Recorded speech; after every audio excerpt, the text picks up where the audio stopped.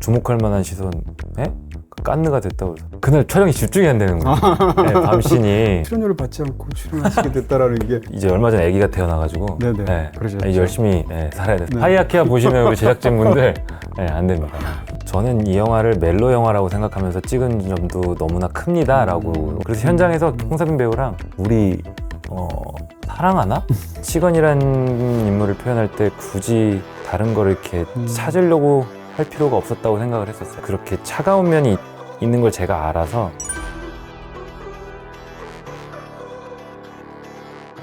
안녕하세요. BTV 이동진의 파이아키아, 저는 이동진입니다. 네, 이분을 모셨더니 오늘 파이아키아는 정말 번쩍번쩍한 느낌입니다. 송중기 씨 나오셨습니다. 아유, 네. 초대해 주셔서 감사합니다. 네, 와주셔서 너무 감사하고요. 네. 사실은 오늘 기자간담회도 있었던 날이지 않습니까? 네, 끝나고 바로 왔어요. 네, 네. 처음 또 시사회도 있었고 굉장히 바쁘신 와중에 여기까지 와주셔서 너무 감사합니다. 초대해 주셔서 감사합니다. 네. 이 말로만 듣던 제가 작가님의 이 DVD 많다는 얘기를 너무 많이 들었는데 네. 너무 부럽습니다. 네. 초대해 주셔서 정말 감사합니다. 사실은 뭐라고 할까요? 여기 오늘 조명 꺼도 되지 않나 싶은 생각이 들 정도로 정말 아이고. 번쩍번쩍한 느낌. 감사합니다. 네, 정말 사실은 깜짝 놀랐습니다. 실물로 제가 직접 뵙기는 처음인데. 맞아요. 처음 봬요. 네, 네. 더군다나 오늘 화란같이 좋은 영화로 함께 이야기를 나누게 되어서 너무 기쁘게 생각하고요. 감사합니다. 네. 자, 이제 이 영화에 관해서 어떻게 얘기를 시작할까 하다가 칸느 영화제 얘기로부터 먼저 예. 시작을 해보도록 네, 하겠습니다. 네. 올해 칸느 영화제 때 다녀오셨잖아요. 네. 근데 굉장히 많은 국제적인 경험이 있으시지만 또 정작 칸느 자체는 처음 가신 걸로 제가 들었습니다. 맞아요. 처음이에요. 네. 어떠셨습니까? 올해 초에 제가 로기완이라는 영화를 헝가리 부다페스트에서 촬영을 하고 있었어요. 네. 밤신을 촬영하고 있었는데 현지 네. 시간으로 한국은 5시 반인가 그랬거든요. 아침에. 촬영 중에 전화가 계속 와서 이상하다. 중요한 씬 찍고 있는데 느낌이 이상해서 받았는데 이제 사나이픽처스 한재덕 대표님이 거의 울먹이는 목소리로 네. 선배 우리 됐다. 뭐가 네. 돼요? 그래서 주목할 만한 시선, 깐느가 됐다고 그래서 그날 촬영이 집중이 안 되는 거예요. 네, 밤신이. 네. 그래서 되게 조용하게 네. 집중해서 찍어야 되는 장면인데 저도 모르게 스태프들한테 됐다고 했던 기억이 나요. 너무 영광이었어요. 네. 막상 가보니까 진짜 영화제 크죠. 네, 세상에서 너무 가장 커요. 유명한 영화제이기도 네. 하고. 네. 저는 이제 사진 찾아보면서 네 분이 이렇게 그 포토홀 같은 데서 해변에서 사진 찍은 거 봤는데요. 예. 약간 그 천하의 송중기 씨도 약간 상기된 것 같은 너무요. 사진에서도 그런 느낌이 있던데요. 안 떨리는 척하느라 정말 혼났습니다. 그 나머지 분들은 더더군다나 다 신인 감독에다가 뭐 신인 네. 배우들이 다 이랬을 텐데. 이 화란이란 영화로 깐느를 간다는 생각을 아예 못했기 때문에 네. 어떤 분들은 이제 경쟁 못 가서 아쉽지 않냐라는 질문도 해주신 분도 계세요. 네. 간 것만으로도 네. 너무 영광이었고 참 어떻게 말로 표현이 안 되더라고요. 네. 경쟁 부문 다음으로 중요한 부문이 뭐 주목할 만한 시선이기도 네. 하고 황 같은 작품이나 뭐 마더 같은 작품도 사실은 그렇죠. 주목할 만한 뭐, 시선이 갔었죠. 저기 무례한도 그랬었고요. 그렇습니다. 네, 홍상수 네. 감독이 수상한 것도 주목할 만한 네, 시선 네, 네. 부문이기도 했었고요. 또 제가 이제 우연히 오늘 이렇게 좀 자료들 찾아보다 보니까 지난 화요일이 생일 아니셨나요? 네, 그날 들어왔어요 한국에. 네. 어떻게 보내셨습니까? 그날 입국을 해서 네. 집에 도착해서 미역국 먹고 바로 아, 시차 때문에 잠들었고요. 네. 따로 뭐 이렇게 무슨 생일을 위해서 어떤 무슨 모임을 가진다거나 이런 건 없었고요. 전혀 없었어요. 전혀 없었고. 그냥 일이 있는 날 중에 하루군요. 네, 강아지 밥 주고. 네. 사실은 또 이제 내일, 오늘 이제 촬영을 하고 내일 그 로기안이라는 영화 재촬영이 있어서 한 씬이 네. 그 대본 보고 그러고 잠들었던 것 같아요. 네. 그냥 뭐 다를 바 없는 그런 또 다른 일하는 하루 네. 중에 하나. 네. 이 화란한 영화에 관한 얘기를 들으면서 이제 사실은 이제 굉장히 미담 같은 것도 많고 듣고 싶은 얘기도 많아서. 미담이 있었나요? 네, 일단 출연료를 받지 않고 출연하시게 됐다라는 게 네, 사나이 픽처스 입장에서는 이 이상의 미담이 어디 있을까 생각이 들 정도로. 그냥 이 방송이라서 하는 얘기가 아니고 네. 일이 커진 것 같아요. 그러니까 네. 슬슬 걱정이 드는 게 다음 작품 이제 혹시 대본 주시려고 하는 분들이 그때는 말이야. 야 이러면서. 그때는 안 네. 받고 너 왜 지금은 받니 하실까봐. 네. 근데 이제 얼마 전에 아기가 태어나가지고 네네. 그러셨죠. 열심히 살아야 돼서 안 됩니다. 네. 작년까지는 됐는데. 네. 하이아키아 보시는 우리 제작진분들 안 됩니다. 네, 작년까지만 됐던 걸로. 근데 그게 약간 그 네. 질문해 주셔서 감사드리는데 네. 저는 이 사실이 안 나가길 바랬었어요. 네. 왜냐면 이게 괜히 오해도 생기고 이럴 수도 있으니까. 근데 네. 제가 그랬던 거는 처음에 제 대본을 제안을 받은 게 아니었고요. 네. 제가 어느 작품을 거절하는 자리에서 저 배급사 플러스엠에 계시는 분께서 막 얘기를 하다가 제가 하고 싶어하는 장르에 대한 얘기를 하다가 한번 읽어볼래 했던 대본이었어요. 네. 그때 읽었을 때는 굉장히 너무 부족하지만 네. 너무나 매력적인 대본이라 혹시 제가 시켜주시면 하고 싶은데 네. 제가 했을 때 제작비가 올라가면 혹시 약간 상업적인 흥행 공식들이 혹시 들어가면 전 이게 매력이 없어질 거라고 생각을 했었어요. 그래서 이렇게 하자고 제안을 했었는데 이게 기사가 너무 많이 나가니까 약간 주객이 전도되는 거 아닌가 싶어가지고 좀 쑥스럽더라고요. 근데 지금 말씀하신 얘기를 들으니까 더 흥미롭다는 생각이 사실 듭니다. 아, 그러세요? 왜냐하면 이게 단순히 어떤 뭐 개런티나 제작비를 낮추는 정도의 문제가 아니라 제작비가 커지고 대작이 될수록 오히려 창작자의 어떤 그 자유는 더 오히려 촉박받는 경우가 많고. 그렇죠. 그렇죠. 네. 아무래도 직접적으로 간접적으로 약간 여러 사람들의 피드백이 들어오지 않을까? 네. 뭐 압박이 들어올 수도 있고. 네, 뭘 좀 넣어달라고 하기도 하고. 네, BP가 넘기려면 좀 더 이렇게 막 카체이싱이 들어가야 되는 필요 없는데 굳이 만약에 예를 들어서 그렇게 되면은 이 매력적인 제가 느끼기에 매력적인 이 책의 그 매력이 사라질까봐 걱정이 됐었어요. 근데 누군가는 오지랖이라고 할 수도 있겠지만 저는 그때의 그 제 결정을 지금도 존중하는 편입니다. 이 영화의 어떤 지금 나와 있던 그 지금 최종적인 결과로 보면 정말 좋은 그런 제안이 아니었나? 그렇게 말해주시면 감사합니다. 사실 이제 알폰소 쿠아론 같은 감독이 그래비티를 찍을 때 그래비티도 워낙 대작이잖아요. 그쵸. 영화사에서 제안한 것 중에 하나가 이제 목소리로만 등장하는 그 지구에 남아 있는 그 교신을 하는 그 남자와 주인공인 그 여주인공과의 사이에서의 로맨스를 넣어달라는 요청들이 그렇게 영화사에서 많았대요. 스튜디오에서. 왜냐하면 좀 더 이렇게 약간 좀 드라마틱하게 이야기 만들기 위해서. 근데 그것 자체를 알폰소 쿠아론이 이제 쳐냈다는 건데, 그것 자체가 사실은 그런 대작에서 그런 원래의 오리지널리티를 지키는 게 얼마나 어려운지를 보여주는 부분이 아닌가 싶습니다. 차이점이라면 알폰소 쿠아론 감독님이 쳐내신 거고, 저희는 이제 신인 감독님이셔가지고 더욱더 압박을 받으셨을 건데, 그렇게 생각을 했었어요. 매력이 떨어질까봐. 시나리오를 처음 보시고 나서 어떤 점이 가장 이렇게 와 이거다라고 이거 정말 좀 뭐라고 그럴까요? 이렇게 매력적으로 느꼈던 포인트가 있었다면 어떤 걸까요? 우선 처음 봤을 때 약간 찐득찐득한 이 오래된 장판에 뭔가 막 저기 더러운 것들이 찐득찐득하게 묻어있는 그런 느낌을 받았었고 숨이 좀 안 쉬어지더라고요. 답답했었고 제가 너무나 좋아하는 영화인데 약간 양익준 형님의 똥파리를 봤다는 느낌? 그리고 저랑 빈센 조란 드라마를 같이 했던 전여빈 배우가 나왔던 죄 많은 소녀를 같은 느낌? 약간 그 어둡고 스산한 게 너무 좋았어요.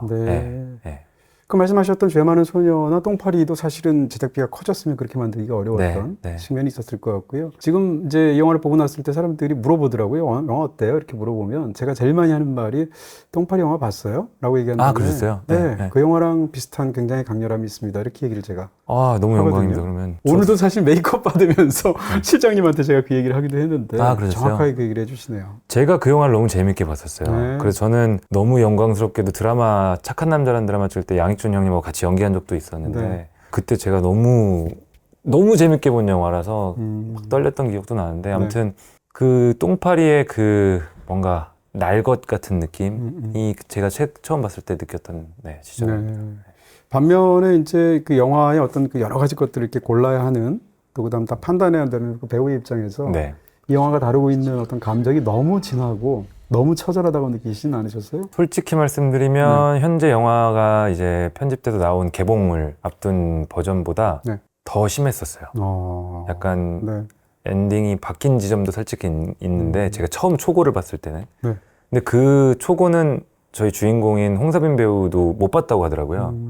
그래서 나중에 제가 그냥 아예 보지 마라 영향받는다고 했었는데 훨씬 더 거칠었고 훨씬 더 투박했고 여기서 어떻게 더 거칠고 투박할 수고 이게 엔딩이 바뀌어가지고 감독님이나 이제 제작진께 예의가 아닐까 봐 말씀을 못 드리겠는데 딱 카메라 꺼지면 말씀드릴게요. 약간 짐작은 가기도 합니다. 그러세요? 특히 이제 저희 회사 대표님께서는 가버나움을 말씀하시면서 급하다고 숨이 안 쉬어진다고 그러셨었어요. 예. 네. 그리고 저는 사실 반대하실까봐 걱정했었어요. 저희 근데 대표님이. 오케이를 예. 하셨군요. 예.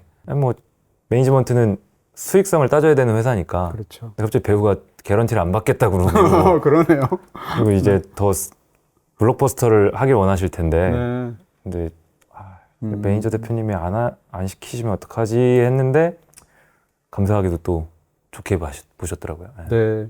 사실은 이제 아까도 잠깐 말씀드렸습니다만 이 영화를 만든 그 김창원 감독 자체가 첫 영화이고요. 네, 장편으로. 맞아요. 네. 또 출연한 또 홍사빈 배우도 사실상 첫 영화죠. 주연으로 그쵸. 네, 네. 단편을 제외하고 네, 얘기한다면. 맞습니다. 그리고 나머지 배우분들도 그렇잖아요. 형서 씨도 마찬가지고. 네. 네. 그런 측면에서 이 영화를 찍는 처음부터 끝까지 내가 중심이 되어야 하고 어떻게 보면 나이로도 약간 다른 자리하고 달리 좀 더 어른에 가깝고 네. 그런 상황에서 어떤 부담감이나 역할이나 이런 것들에 대해서는 어떠셨나요? 그렇게 크진 않았어요, 사실. 저는 그렇게 크진 않았고. 네. 왜냐면은 늑대소년이라는 영화 할 때 조성희 감독님을 저 작가님께서 뵀었지만 네. 신인 감독님이 사고 친다라는 생각을 갖고 있어요, 저는. 보통 좀 이렇게 영화 좋은 의미에서. 네. 그런 사고 치는 좋은 의미에서 사고 치는 신인 감독님들이 더 많이 생겼으면 좋겠어요. 그런 약간 생각을 갖고 있어서인지 네. 재밌겠다는 생각이 더 컸고 부담감보다는. 네. 그리고 아까 말씀드린 제가 괜히 부담된다고 해놓고 말을 더 하는데 그 노게런티로 한다는 게 많이 부담이 없어지는데 도움도 됐어요, 사실. 네. 그렇군요. 네. 김창완 감독님은 어떠셨나요? 사실은 이제 이 각본을 받아보면 각본 자체를 굉장히 잘 쓴 각본이라고 저도 생각이 들고요. 네. 거기 매력을 느끼셨을 텐데 또 감독을 만나서 같이 일을 한다는 건 다른 일일 수도 있잖아요. 그렇죠. 네. 그 점에서는 어떠셨는지. 김창호 감독님을 처음 뵙기 전에는 네. 시나리오만 보고 나서는 신뢰되는 거라서 질문을 못 하겠지만 네. 이 영화처럼 연규처럼 혹시 그런 가정사를 겪으셨나? 네. 그러지 않고 어떻게 이렇게 네. 날것의 느낌이 들 수 있게 정말 이렇게 사실적으로 쓰실 수가 있지. 네. 그 영규가 고통받는 가정폭력 학대를 당하는 그 영규 소년의 마음이 좀 마음이 아파가지고 혹시 감독님이 그런 일을 겪으셨나? 네. 걱정이 됐었어요. 뵙기도 전부터. 네. 그래서 처음 만난 날 제가 첫 질문이 네. 감독님 혹시 했는데 본인의- 아닙니다. 많이 물어보시는데 아닙니다. 네. 그래서 어떻게 이렇게 시나리오를 쓰게 되셨어요? 했더니 새벽에 모텔에서 알바하면서 네. 이제 손님들에게 키 주고 하는 어. 일부러 그 시간을 잡으셨대요. 네. 그 시간이 시나리오 쓰기가 좋을 것 같아서 네. 책을 보고 그런 생각을 했었는데 만나 뵈니까 오히려 굉장히 유쾌하시고 밝으셔가지고 아이고 다행이다라는 생각을 했던 것 같아요. 네. 현장까지 그랬으면 그거 어떻게 찍겠어요? 현장은 오히려 즐거웠어요. 네. 현장은 즐거웠고 스태프분들께서도 이 영화를 사랑한다는 게 많이 느껴져서 오히려 현장은 즐거웠어요. 네. 그랬군요. 네네. 네. 나머지 배우분들하고의 어떤 협업에 관한 것도 또 여쭤보게 됩니다. 홍사빈이라는 배우가 사실은 이제 관객들하고 굉장히 익숙한 배우는 아니겠습니까? 그런데 이 영화에서의 어떤 물리적인 비중만 따지면 사실은 송중기 씨보다도 더 많이 네. 나오지 않습니까? 네, 맞습니다. 근데 그런 어떤 신인 배우가 굉장히 중압감이 들 수 있을 것 같은 환경 속에서 굉장히 잘 해냈다라는 생각이 들고요. 네, 네. 김영서 씨도 사실 우리는 이제 비비라는 이름으로 많은 네. 분들이 이미 좋아하는 스타지 않습니까? 네, 네. 근데 영화 속에서 전혀 다른 또 모습으로 이 두 배우와 함께하는 네, 네. 뭐 사실은 연기에서 저는 선후배 같은 게 그렇게 중요하다고 생각하지는 않는데요. 전혀요. 네. 그렇죠. 네. 그럼에도 불구하고 같이 함께할 때 이 젊은 배우들 어떤 느낌이셨는지. 홍사빈 배우는 일단 굉장히 부담감이 컸을 거예요. 그거는 뭐 너무나 당연한 얘기고 그럼에도 불구하고 저는 항상 이 능력 차이에 상관없이 주인공을 하는 분들은 분명한 이유가 있다고 생각을 하는 편이거든요. 네. 이 친구도 그 이유가 있었고 보니까 지내보니까 처음 하는데도 불구하고 굉장히 묵직했었어요. 굉장히 생각이 깊었고 이 영화에 대하는 현장에서 자세가 네. 굉장히 정직했었어요. 그렇군요. 그래서 네. 저는 연규로 굳이 이렇게 막 바라보려고 노력하는 게 노력이 필요 없을 정도로 바로 연규라는 모습으로 보였고 굉장히 오랜만에 파트너 배우하고 정말 심도 있는 얘기를 많이 나누면서 했던 오랜만에 그런 현장이었던 것 같아요. 네. 그리고 형서 씨는 많은 분들이 비비라는 이제 가수로 알고 계시죠. 네. 개인적으로 제가 하나 아쉬웠던 거는 우리 영화에 나오는 이 하얀이의 캐릭터가 조금 수동적으로 되는 느낌도 있다는 약간의 자기 반성을 하면서 찍었던 면도 있는데 그 점을 김영서라는 배우의 에너지로 좀 채워준 것도 있는 네. 것 같아요. 네, 약간 김영서라는 친구의 도움을 받은 것도 있는 것 같아요. 네. 그 배우가 고유의 어떤 갖고 있는 어떤 활력이라든지 그분의 힘이 있는 것 같아요. 네. 네네네. 그런 부분이 있었겠네요. 네네. 이 사실은 이제 극중에 등장하는 그 배우 그 캐릭터의 이름만 보고도 사실은 이렇게 느낌을 받을 수가 있지 않습니까? 그쵸. 치건이라는 이름은 굉장히 독특한 이름인데. 약간 스산하죠. 네. 네. 치건이라는 이름에 대한 어떤 그 느낌 같은 게 혹시 있으셨나요? 그러니까 건이라는 그 단어보다는 네. 이 치가 들어가는 네. 이름은 많이 못 본 것 같아요. 작가님 말씀대로 결과적인지는 모르겠는데 굉장히 어울리는 이름이라고 생각을 하고요. 물론 네. 이 인물의 전사는 없지만 네. 연규도 뭔가 연약한 것 같기도 하고 굉장히 그 소년스러운 이름인 것 같기도 하고 하얀이도 마찬가지고요. 그러네요. 네. 네. 인터넷과 IPTV 가입은 어디로? 바로 가입 바로 설치 바로 비다이렉트 샵 바로 할인 바로 혜택 바로 비다이렉트 샵 더 빠르게 SK 브로드밴드. 바로 가입 바로 설치 바로 비다이렉트 샵 바로 할인 바로 혜택 바로 비다이렉트 샵 바로 설치도 혜택도 바로 비다이렉트샵. 바로 SK 공식 온라인샵. 바로 비다이렉트 샵 가입 문의 106 어떻게 생각하면 이 뭐라고 그럴까요? 조직의 이제 중간 보스쯤 되지 않습니까? 네네. 근데 이제 조직이 총선에서 어떤 후보로 움직일 정도의 어떤 굉장히 큰 조직일 수도 있을 텐데 그럼에도 불구하고 치건이 하고 있는 일들은 그렇게까지 빛이 나는 일도 아니고 맞아요. 어떻게 보면 약간 그 장소들이 굉장히 초라하게 느낄 정도로 네. 잘 나가는 건달이 아닌 거예요, 극 중에서. 아니에요. 네. 그런 상황에서 이제 여쭤보게 되면 사실은 극 중에서의 그 공간이 갖고 있는 사실성이 굉장하다는 생각이 드는데 네. 물론 이제 가상의 도시로 잡혀 있죠. 명안이라는 도시로 이름이 네. 되어 있는 것 같은데요. 극 중에 실제 공간들은 어디서 다 찍으신 건가요? 영화의 한 95% 이상이 춘천에서 춘천이요. 네, 찍었어요. 저희가 야, 아무래도 제작비가 굉장히 많이 부족한 영화다 보니까 네, 많이 옮겨 다닐 수가 없었고 네, 저희가 이제 연기랑 대화하는 저수지 장면은 네. 저수지 장면 촬영 전날 네. 헌팅에서 찍었어요. 그것도 근처인가요? 춘천? 근처죠. 네. 근처에서 사실 못 찍을 뻔했을 거예요. 왜냐면 그 저수지에서 그날 하필이면 또 그 최민식 선배님 얼마 전에 촬영 마치신 그 영화를 또 찍고 계시더라고요. 그래서 못 찍을 뻔했었어요. 사실 그 정도로 정말 그 춘천에서 빨리빨리 찾아가지고 네. 정말 효율적으로 찍었던 작품인데 감사하게도 좋은 공간을 많이 찾아낸 것 같아요. 그리고 네. 특히 이제 가장 주무대인 그 오토바이 그러니까요. 네. 그 치건이의 사무실 장면은 네. 그 공간은 참 물론 미술팀이 세팅을 잘했지만 찾았을 때부터 약간 스태프들이 다 박수를 쳤었어요. 저희 영화랑 너무 어울리는 곳을 찾았다고. 네. 네. 고유한 분위기가 있었군요. 이 영화에서 공간이 주는 그 분위기가 너무 크기 때문에 네, 중요했었죠, 헌팅이. 네. 사실은 이 영화에서 공간은 뭐 말 그대로 이제 하나의 세계인 거고 이 두 사람 사이에서 그렇게 만나자마자 있었던 뭐라고 그럴까요? 두 사람 사이의 어떤 내밀한 끈 같은 것이 그 공간에서 낳고 자라고 현재까지 이르렀다라는 그 사실 자체잖아요. 그렇죠. 그래서 거기를 헤어날 수가 없는 그런 어떤 고통들 두 사람이 겪고 있는데 맞아요. 거길 떠난 공간이 바로 이 영화의 제목이죠. 가고 그렇죠. 싶어하는 화란. 공간이. 그 화란이라는 공간이 중요한가 안 중요한가는 모르겠어요, 사실. 네. 아까 사실 기자간담회 때도 김영서 씨는 네. 뭐 조지아가 될 수도 있고요, 이탈리아가 될 수도 있지 않을까요? 뭐 이런 식으로 얘기를 할 정도로 네. 뭐 네덜란드가 굳이 중요한가 막 이런 얘기도 했었는데 저도 마찬가지예요. 그냥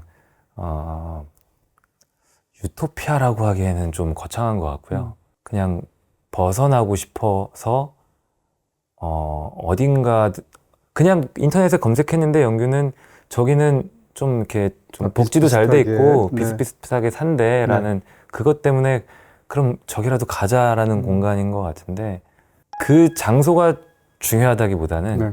시건이와 영규가 그걸 어떻게 바라보느냐가 중요한 영화인 것 같아요. 네.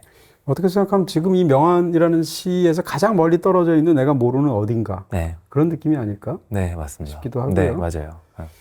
이 영화 속에서 이제 그 연기하신 모습이 굉장히 인상적으로 봤는데 이 송중기 씨 하면 가장 먼저 떠오르는 이미지 중에 하나는 사실 소년 같다라는 그런 이미지가 있지 않습니까? 네, 네. 근데 이 영화에서는 이제 굉장히 반대적인 어떤 그런 캐릭터를 연기하고 있는데 네. 일단 몸에 무슨 뭐 문신이라든지 상처라든지 특히 이제 귀 분장 같은 특수, 그렇죠. 오른쪽 귀에 어떤 상처가 있는데 그게 어떻게 생각하면 본인한테 가장 아픈 과거가 담겨 있는 그렇죠. 부분이지 않습니까? 그리고 영화 속에서 이제 목소리 같은 걸 연기를 하실 때 굉장히 낮게, 상대적으로 또 건조하게, 보통 이제 일반적으로 건조하고 낮게 같은 톤으로 연기를 쭉 하게 되면 영화의 클라이맥스에 이르게 되면 그걸 심하게 바꾸어서 굉장히 어떤 격정을 더 네네. 강하게 드러내는 네. 그런 연기가 많지 않습니까? 근데 안 그러셨어요. 굉장히 다 하나의 톤으로 끝까지 가져가셔서 굉장히 놀랐습니다. 그게 맞는지 안 맞는지는 모르겠는데 네. 너무나 그렇게 해보고 싶었어요. 네.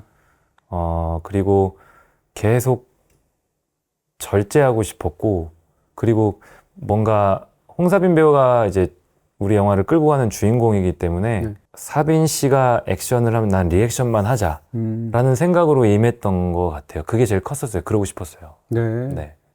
근데 이제 연규 집에 가는 장면이 또 굉장히 인상적이었는데, 이 인물이 사실은 연규한테는 굉장히 따뜻하게 해주잖아요. 네. 그럼에도 불구하고 사실은 무시무시한 인물인 거잖아요. 네, 그렇죠. 그렇기 때문에 목소리를 굳이 높일 필요가 없는 건데, 연규 집에 가서 어떤 상황에서, 연규 집에서 어떤 가정폭력이 있는지를 알고 있는 상황에서 들어가면 신발도 안 벗잖아요. 네네. 그렇게 돌아다니는데 그 집에 아버지, 그 새아버지하고 눈도 잘 안 마주치고 그 상황에서 이렇게 돌아보는 모습을 보면 그 자체로 약간 맹수 같은 느낌 같은 게 있어서 그 장면 무척 인상적이었는데, 혹시 또 하셨을 때 떠오르시는 모습이 있었나요? 말씀해 주신 대로 그 장면에서 콘티를 짤 때부터 네.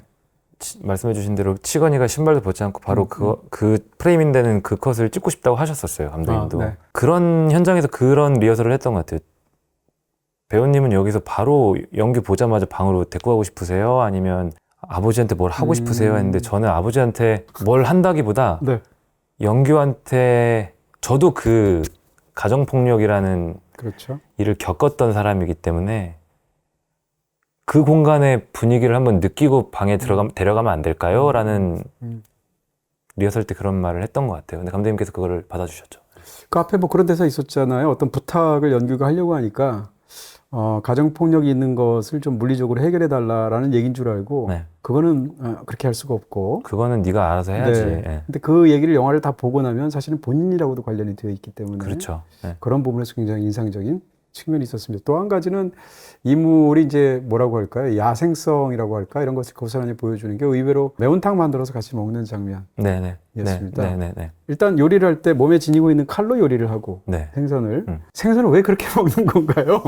생선을 직접 이렇게 큰 걸 직접 들어서 두 사람 이렇게 뜯어서 먹는데, 연규가 그 모습을 보면서 가만히 있어봐, 여기선 이게 제대로 맞는 방식인가 해서 똑같이 먹는 장면이 굉장히 어떻게 보면 약간 코믹하고 굉장히 인상적이던데요. 제가 작가님하고 똑같은 질문을 감독님 이거 뜨거운데 네.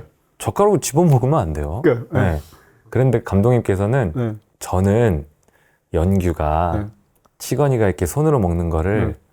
따라하는 걸 찍고 싶어요. 라는 말씀을 네. 하시더라고요. 아, 네. 그래요? 그러면 뜨거운 거 참아볼게요. 했는데, 네.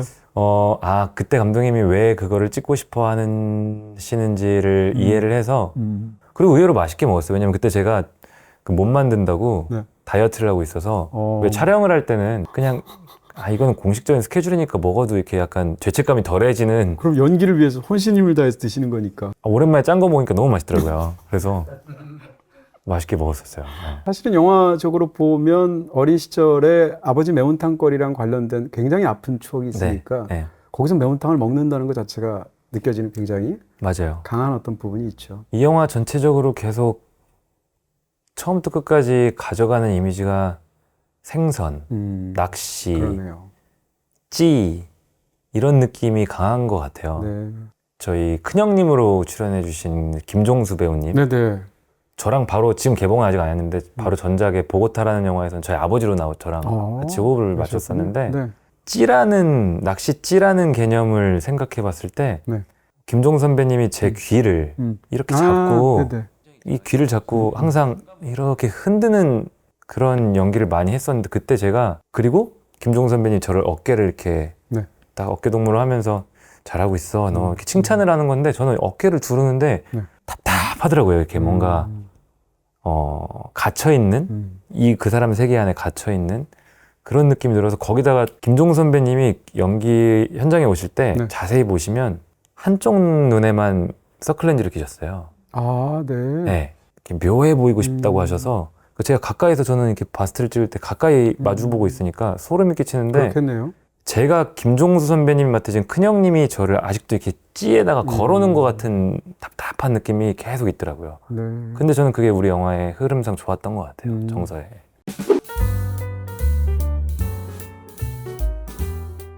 그 전사가 사실은 이 인물이 다른 사람한테는 이 일에 정말 철저한 사람이고 어떻게 생각하면 이제 굉장히 예의 발라 보이지만 피도 눈물도 없는 그런 사람 아니겠어요? 네. 근데 유달리 이제 연규라는 18살의 소년한테만 따뜻하게 해주는 건데 네. 왜 그럴까라는 의문이 사실은 영화를 다 보면 너무나 자연스럽게 느껴지고 초반에 중국 음식점에서 식사를 할 때 밖에서 소란을 피우면서 이제 사장님한테 좀 쉽게 얘기하면 가부를 해달라라는 그쵸. 얘기를 듣고요. 그렇죠. 그러면서 아버지한테 받으라고 얘기를 하니까 아버지를 굉장히 나쁜 말로 지칭을 하고 네. 그리고 밖에 나가서 너 여기 언제 왔냐라고 얘기하니까 태어날 때부터 있었다고 하고 그 세 가지만 딱 조립을 하면 자기 얘기하고 똑같지 않습니까? 그렇죠. 바로 그 점에서 두 사람은 처음부터 통했을 것이다 그렇죠. 라는 생각이 드는 그쵸. 건데요. 우리는 이제 이것을 상상으로만 할 수 있고 이 치건의 과거에 대해서 우리가 알 수 있는 유일한 것은 조금 전에 잠깐 얘기해 주셨던 어떻게 보면 영화에서 가장 중요한 장면 중에 하나겠죠. 네네네. 네, 강가에서 본인의 과거 얘기를 이렇게 얘기를 네. 할 때 그 장면에 이제 연기적인 부분이나 영화에서 굉장히 중요하고 우리가 치건이라는 사람을 알 수 있는 그런 얘기가 되지 않습니까? 네네. 근데 거기서 이야기할 때 3인칭으로 이야기하시잖아요. 그렇죠. 네. 근데 원래 3인칭으로 얘기하는 사람들이 엄청 무서운 사람들이잖아요. 그런가요? 본인 스스로를. 근데 이 인물은 거기서도 3인칭으로 얘기할 뿐만 아니라 이제 그 뭐라고 할까 연규한테 이렇게 다독이면서 얘기할 때 형은 말이야 이런 식으로 얘기를 하더라고요. 네. 그럴 때도 역시 3인칭이 되는 건데 그런가요? 3인칭으로 보통 말씀하시는 분들이 무서운 분들이 많은가요? 무섭다라는 건 이제 좀 특이하다라는 특이하다. 거죠. 네. 저는 사실 제가 고향이 대전이라서 네. 충청도 사람들은 네. 원래 실제로 이렇게 3인칭으로? 한 쿠션을 돌려서 얘기하는 게 익숙해져서 그런지 네. 저는 편했었는데 그렇군요. 저는 근데 그게 매력은 있었어요. 네. 내 얘기인데 남 얘기하듯이 하는 그 장면이 네. 초고에서는 대본상으로 봤을 때는 A4 용지로 3장짜리였거든요. 더 길었군요. 네. 네. 저기 너무 길다 보니까 조금 이렇게 자른 대사들이 좀 있는데 저는 치건이가 태어나서 그 정재광 배우 승무 역할로 나온 정재광 배우한테도 하지 않았던 네. 누구에게도 큰형님에게도 하지 않았던 네. 영규에게 인생에서 누군가에게 처음 얘기하는 거라고 생각을 했었어요. 네. 근데 그런 중요한 거를 남 얘기하듯이 거기다가 또 마지막에 보면은 그래도 지 새끼인데 하면서 그 다음에 이제 이렇게 욕을 하는 네. 욕을 또 연기 안 들리게 살짝 작게 얘기를 했었어요. 저는 네. 그게 의도가 보일지 안 보일지 모르겠지만 아무튼 내 얘기를 남 얘기하듯이 하는 게 참 이상하게 뭔가 매력은 있었어요. 근데 작가님 말씀 듣고 보니까 네. 이상한 놈이긴 하네요. 이제 그 말은 살짝 제가 꺼낸 얘기였었고요. 진짜 여쭤보고 싶은 질문은 이제 그 장면에서 누가 봐도 너무나 중요한 대사이고 네. 배우 입장에서도 평상시에는 이치건이라는 인물이 굉장히 말이 짧지 않습니까? 네. 그리고 거의 표현을 안 하고 네. 과묵한 사람인데 그 장면에서 처음으로 자기 마음을 드러내서 이제 보여주는 그런 장면일 텐데 이 인물이 이제 대화를 할 때 굉장히 중요한 그 어떤 부분이 저한테는 대화의 상대방의 눈을 보지 않는다? 네. 라는 어떤 그런 일반적인 방식이 있지 않습니까? 네. 근데 이전까지는 이제 눈을 안 본다는 방식이 이 인물이 얼마나 사실은 살벌한 인물이고 무서운 인물인가를 보여주는 느낌이었다면 그 장면에서는 얘기를 듣는 청자인 그 연규는 뒤에 있지 않습니까? 뒤에 있죠. 네. 근데 앞에 강을 보면서 마치 또 자기의 얘기가 마치 아닌 것처럼 근데 듣는 사람은 당연히 자신의 얘기인 걸 알 수 있는 방식으로 길게 모노로그를 하는 건데요. 네. 배우 입장에서도 사실은 이런 것들은 너무 중요한 대사이기도 하고 실제로 혼자만 쫙 얘기하는 대사이기도 하고 또 이야기 자체가 워낙 처연하기도 하고 연기할 때의 어떤 그 마음이라고 그럴까요? 그런 걸 좀 여쭤보고 싶었습니다. 지금 작가님께서 말씀해 주신 동선이라고 할 수도 있겠죠. 네. 동선이 정해져야 그 시선도 정해지는 거니까. 그 부분 때문에 원래는 그 장면이 끝까지 그 오토바이 가게 아니었었어요. 네. 뭔가 감독님께서는 일상적으로 하고 싶다. 네. 저는 계속 촬영이 들어가기 전부터 감독님 저수지에서 찍는 게 어때요? 하고 계속 제안을 했었죠. 그러다 감독님께서 고민하시더니 제 제안을 받아들여 주셔가지고 그 장면 찍기 이틀 전에 헌팅을 그렇군요. 간 장면이에요. 네. 왜 그랬냐면 저는 일상적으로 뭔가를 하면서 연규를 바라보고 할 수가 없을 것 같아요. 감독님 계속 그랬었어요. 네. 오그라들기도 하고 그럴 연기를 수도 있죠, 보면서 상황에 하면 따라서는. 네. 그리고 나는 아까 말씀드렸지만 내 얘기를 누군가한테 인생 처음으로 하는 얘기인데 그 장소 가서 하고 싶어요. 네. 그래서 그냥 멀리 이렇게 머릿속에 든 생각은 안개 낀 호수를 바라보면서 하고 싶어요. 네. 했는데 감독님께서 받아주셔가지고 저는 그렇게 했었죠. 어떻게 보면은 굉장히 연극적인 씬이라고 그렇죠. 생각을 해요. 네. 그렇죠. 만약에 호수 저수지가 있는 자리에 객석이 있다고 생각하면 네. 그 자체가 사실은 어떻게 보면 연극에서 배우들이 많이 활용하는 그쵸. 그런 방식이겠죠. 네. 근데 얘기를 들으면서 굉장히 좋은 아이디어였다라는 생각이 드는 게 본인이 갖고 있는 어떤 그 이야기 속에서 가장 중요한 것이 이제 물과 관련되어 있기도 네. 하니까 네. 그런 네. 부분이 있을 것이고 맞습니다. 만약에 앞에 이제 오토바이가 있는데 무슨 앞에 생선찌개가 있는데 거기서 그 얘기를 하면 네. 더군다나 그 이야기는 약간 자기 연민 같은 게 있지 않습니까? 그렇죠. 네. 네. 이 그렇죠. 인물은 원래 그걸 안 드러내는데 이 영화의 그런 어떤 감정의 진득한 부분이 사실은 그런 장소하고도 관련이 되겠다는 생각이 드네요. 그렇죠. 원래는 감독님께서 생각하셨던 처음에 같이 리허설을 했던 느낌은 네. 제가 이제 어떤 분들 또 관객분들은 또 모르실 수도 있는데 네덜란드 국기가 그려져 있는 상자 네. 열면은 이제 낚시찌가 나오죠. 그 상자를 치건이가 만들어준 거거든요. 네. 저희가 설정한 거는 그게 근데 알아채시는 분들도 계실 거고 모르시는 분들도 계실 건데 그 상자를 정성스럽게 만들면서 연기하고 그 대사를 하기를 바라셨었어요. 네. 근데 저는 일상적인 것보다 저수지가 뭔가 우리의 영화의 정서랑 맞지 않을까, 그리고 제가 연규한테 하기가 편할 것 같아서 근데 감사하게도 그 아이디어를 받아주셨죠. 네. 사실은 두 사람이 이제 나이 차이가 꽤 많이 나는 설정으로 영화 속에서 등장하는데 저는 이 영화를 보고 나서 이제 두 소년의 이야기 같은 느낌이 있었고요. 너무나 맞는 말씀이에요. 네. 네. 그리고 또 이전에 똑같은 과정을 겪었던 소년이 자기와 비슷한 처지에 놓여 있는 소년에게 그때 나에겐 없었던 보호자의 역할을 해주고 싶은 마음 같은 게 있는 거지 않습니까? 네. 그런 상황에서 어떻게 보면 치건은 연기를 통해서 자신의 과거를 보고 있는 셈일 텐데요. 이런 어떤 굉장히 중요한 부분이 영화에서 이제 하나가 있을 거고요. 또 한 가지는 이제 연기를 하실 때의 어떤 톤과 사실은 대사를 굉장히 잘 썼다고 생각이 드는 측면이 있는데요. 네. 바로 그런 부분 때문에 이 인물이 어떻게 생각하면 이제 다정하게 말을 하는 타입이 아니잖아요. 네. 툭툭 던지고 말도 네. 짧고 잘 안 하고 이런 사람인데 어떤 이야기를 사무적으로 길게 하고 나서 마지막에 그 차고가 있는 자기 사무실에서 뭐라고 얘기하냐면 그럼 뭐 놀다가 아니면 자고 가든지 이렇게 하고 쳐다도 안 보고 네. 담배불 끄고 네. 일어나서 가버리면 이런 게 사실은 상남자의 로맨스라 그럴까? 그러니까 제가 느끼는 것은 이 장면은 사실은 멜로의 장면처럼 느껴지는 부분들이 있었습니다. 네. 네. 제가 오늘 기자간담회에서 그 질문이 나왔었고 아 그래요? 제가 정확하게 네. 저는 이 영화를 멜로 영화라고 생각하면서 찍은 점도 너무나 큽니다 라고 오늘 답변을 드린 게 있었어요. 네. 그리고 제가 너무나 동의하는 부분은 또 두 소년의 이야기다 라고 했던 그 지점도 제가 동의하는 부분인데, 왜냐하면 네. 물론 영규는 이 미성년자인 소년이 맞죠. 신체 나이적으로도. 18살이죠. 근데 치건이는 아니지만 어른이지만 성장하다 멈췄다는 생각을 많이 했었어요. 거기서 끊겼다.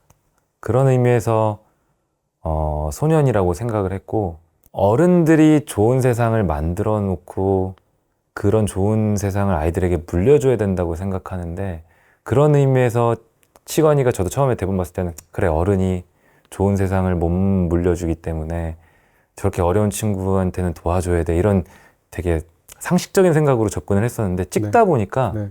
얘는 어른이 아니다. 잘하다 멈췄구나. 네. 성장하다가 멈췄구나. 그런 의미에서 이 두 소년의 감정이 격한 감정을 그리는 멜로물. 그래서 현장에서 홍사빈 배우랑 우리 사랑하나? 그리고 정재강 배우가 네. 연기한 승무가 네. 질투하나? 질투하나? 그럴 수 있겠네요. 네. 네. 그래서 제작사 한재덕 대표님한테도 대표님 이게 네. 그렇게 보일 수도 있겠죠? 했더니 네. 그렇게 보이면 또 뭐 좋죠. 뭐 그러시더라고요. 네. 그 생각 안 한 건 아니에요, 사실. 네. 네.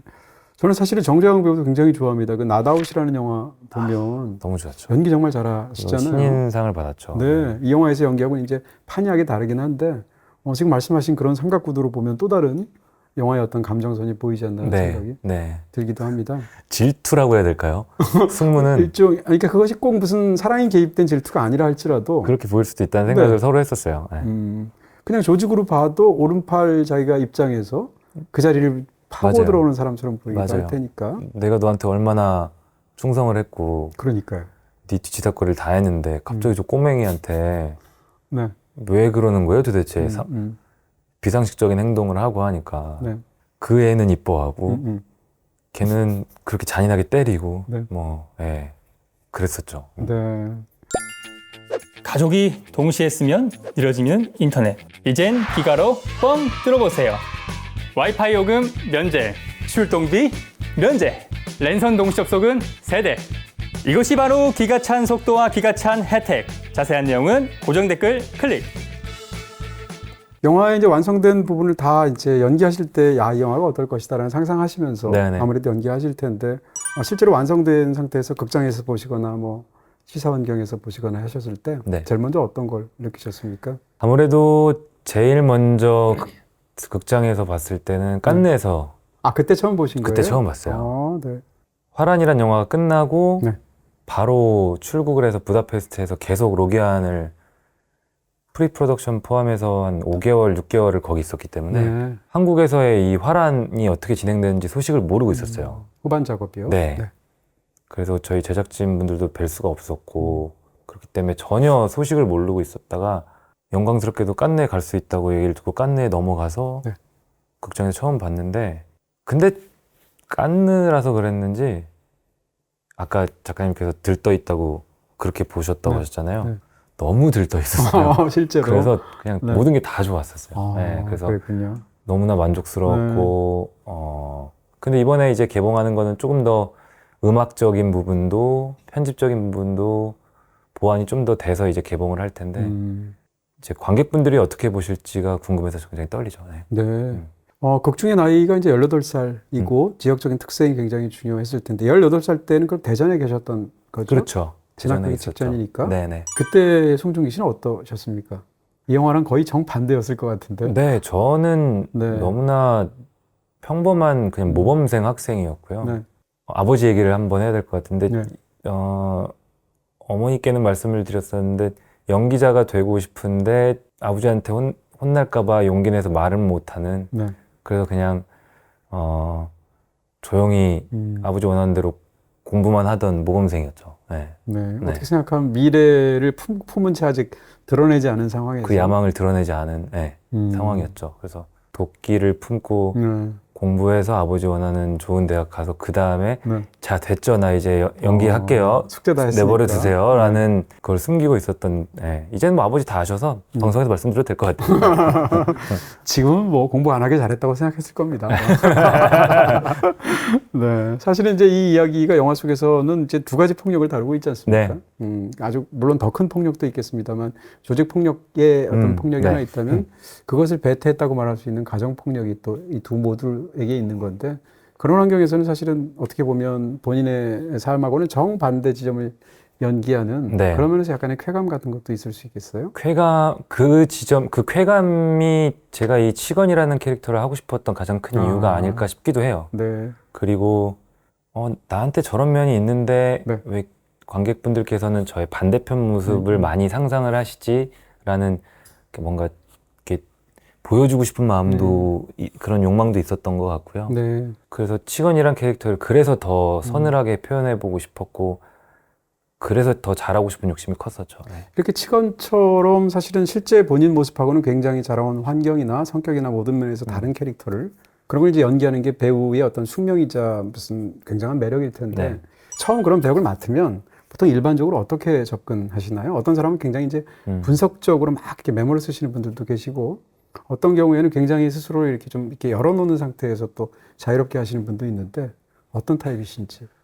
저는 제 모습 안에서 그 갖고 있는 면을 계속 끄집어내는 편인데 치건이를 이제 표현하려고 준비할 때는 사실 그렇게 큰 부담이 없었고 편했어요. 아까 질문해 주셨지만 제 실생활과 정반대의 모습이라고 하셨지만 저는 그렇게 생각하진 않았고 오히려 제 친구들은 이 작품을 보고 비슷한 하면 면이? 너한테 그런 스산한 면이 있어서 그렇게 얘기를 할 거라고 저는 확신을 하는데 저는 제 모습 중에 그렇게 약간 좀 그렇게 차가운 면이 있는 걸 제가 알아서 네.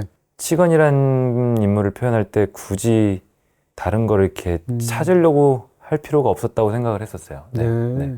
그럼 현장에서는 어떻습니까? 예를 들어서 이제 촬영 바로 직전에 극도로 이제 모든 배우들은 다 엄청난 예민한 상태일 거고 또 부담감을 가지시겠지만 경우에 따라서는 이제 촬영 현장에서 특히 극 중에 배역하고 상관없이 다른 동료 배우들하고 굉장히 네. 잘 지내고 뭐 대화도 막 하고 이러다가 촬영이 시작되면 본격적으로 하시는 이런 배우들도 있다고 하고요. 네.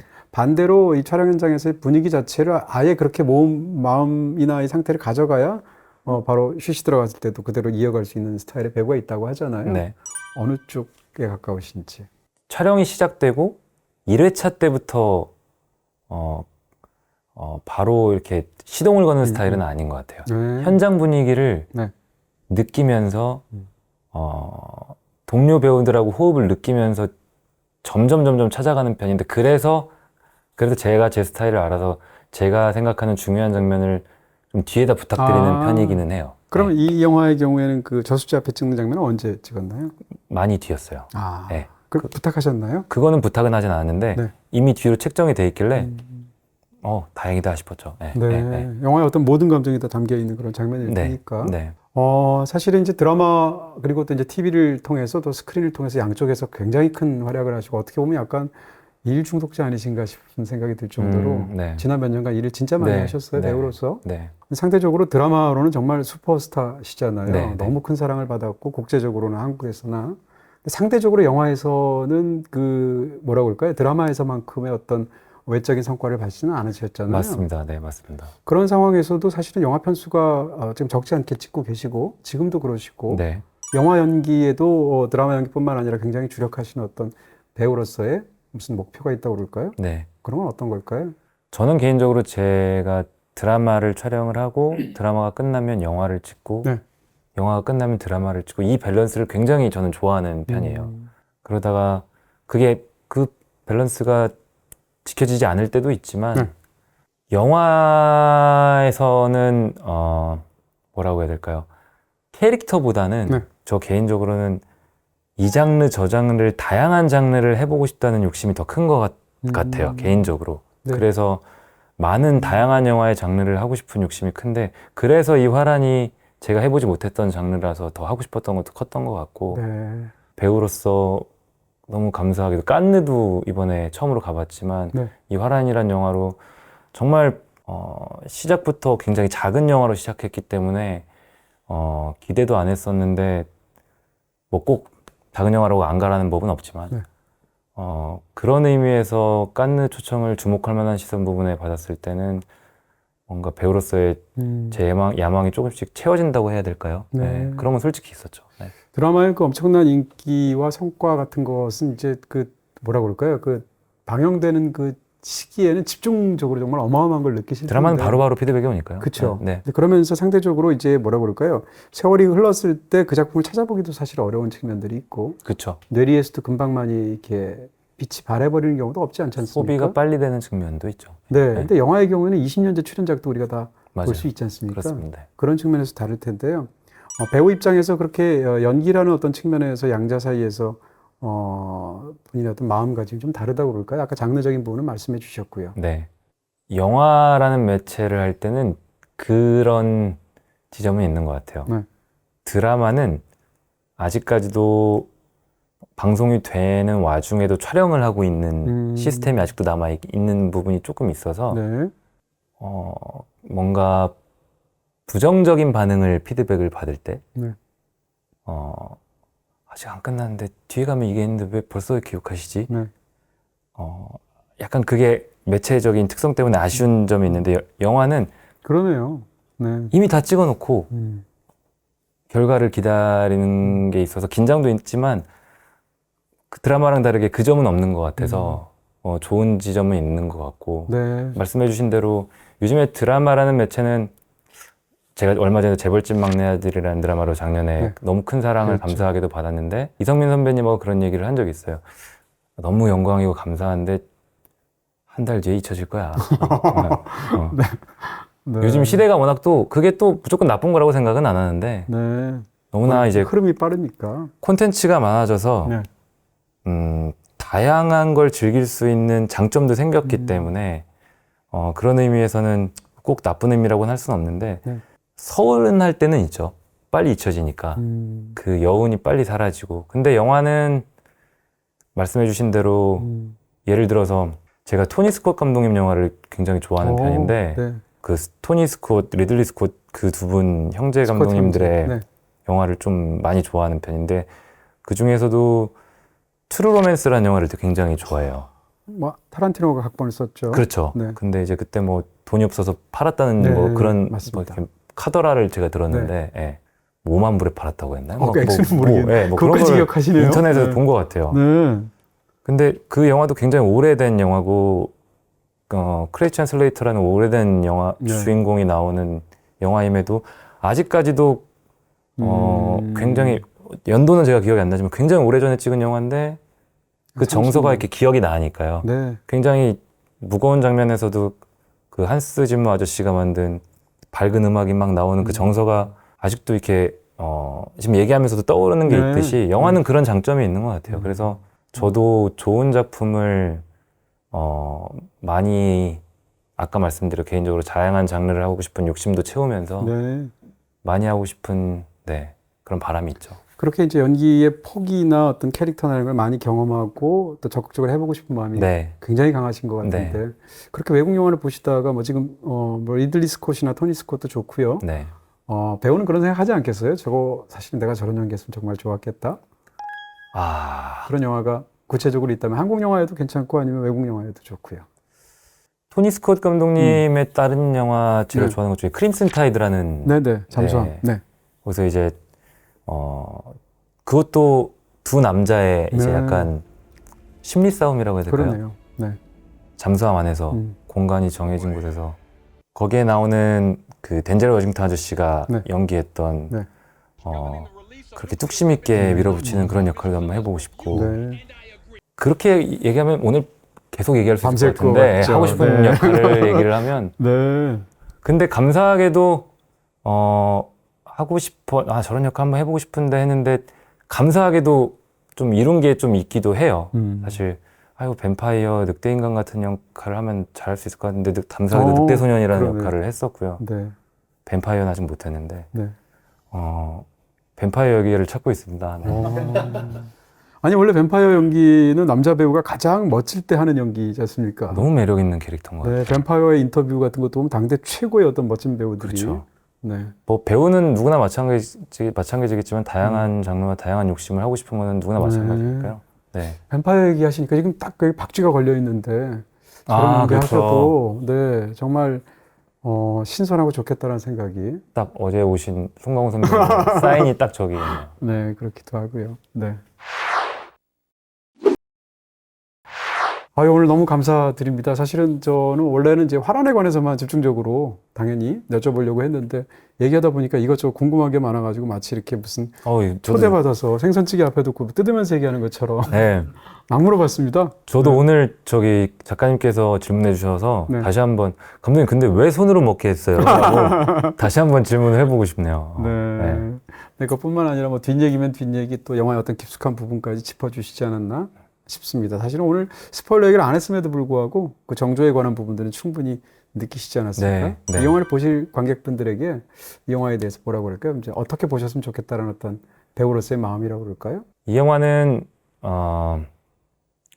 두 소년이라고 표현하는 게 맞는 것 같아요. 두 네. 소년의 미묘한 이게 도와주는 건지 도움을 받는 건지 방해를 받는 건지 제가 제 대본에다가 그 문구를 써놨던 기억이 나는데 정석영 작가님이 쓰셨나요? 아가씨라는 영화에서 내 인생을 망치러 온 나의 구원자, 구원자. 뭐 이런 대사가 네. 맞나요? 이게 네, 있었던 것 맞습니다. 같은데 제가 현장에서 이 화란이라는 영화를 촬영을 시작하면서 홍사빈 배우랑 얘기를 하면서 그 문구가 이상하게 계속 생각이 났었어요. 내가 영규를 도와주는 건데 오히려 얘를 망치고 있는 건가 모르겠다. 이걸 어떻게 해야 되나 막 답답해서 제 대본에 그 문장을 써놨었는데 이 두 소년의 미묘한 이 감정을 관객분들께서 어떻게 느끼실지는 다양한 해석을 남겨두겠지만 두 소년의 중간에서의 그 심리를 한번 보시면서 영화를 감상하시면 송중기란 배우가 왜 저런 얘기를 했는지 네. 조금 느끼실 수 있지 않을까, 좀 도움이 되지 않을까 싶네요. 네, 감사합니다. 또 그동안 찍으신 작품들도 앞으로 많이 또 점점점 자주 또 뵙지 않을까라는 생각들이 있고요. 네, 그랬으면 다음에 좋겠네요. 또 좋은 기회 또 와주셨으면 너무 아유, 감사합니다. 오늘 초대해 주셔서 너무 진심으로 네, 감사드립니다. 고맙습니다. 감사합니다. 지금 띄워드리는 오늘 언급된 영화는 BTV에서 보실 수 있습니다.